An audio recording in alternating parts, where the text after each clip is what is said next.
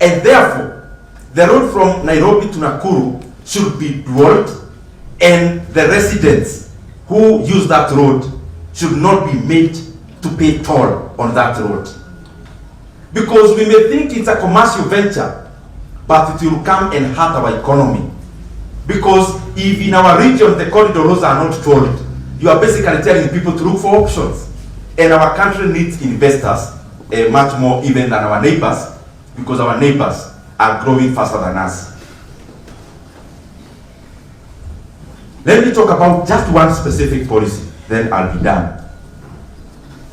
My sister asked about, okay, odoheni hii mambo mengi ya huku juu mingi. Now, conceptualize the economy to me. That's how I understand that question. Now, stop talking about all these expenditure, what, this, that. Can you put the economy in a manner that can be perceived easily? I'll just use only one policy instrument that we are doing as Kenya. And then I'll leave it to you to weigh whether it's good or bad. Housing levy in Kenya, I saw the other day that it even surpassed, and we ended up collecting 73 billion shillings on housing levy. I want to be consequential so that we see why it is important to keep on tracking policy instruments, and therefore to see whether they need amendments along the way.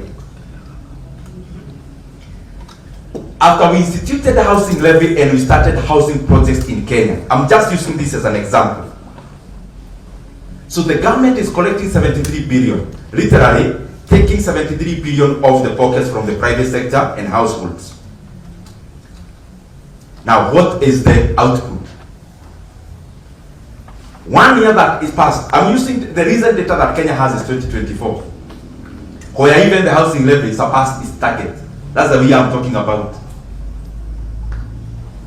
Industry in Kenya, industry is viwanda, decelerated. From the previous year where we grew by over 2% based on the year-on-year, on 2024 compared to 2023, we decelerated to the growth of 1.5%. Second, when we are busy building houses through housing levy, as Kenya, through government, the cost, I'm using government data, not my data. Government released data from KNBS. The construction sector in Kenya, when Kenya was very busy, the busiest year in building housing, the housing program, the construction sector in Kenya shrank by 2%. Not grew, not even decelerated, it went down by 2% in 2024. The consumption of cement in Kenya, in that year we are building houses, the consumption of cement went down by 7.9%. The consumption of steel in Kenya went down.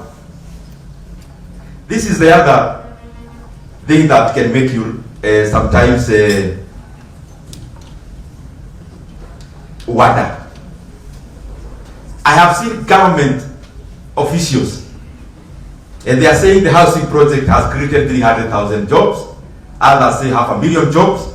Others say this kind of jobs, and they say new. Now, the same government data shows us this. In the year 2024, the people employed in the construction sector shrank by negative 1.3%. And all the people employed in that sector is only 223,400, a less number than in the year 2022 when we never had the housing levy. When am I talking about this? Many times,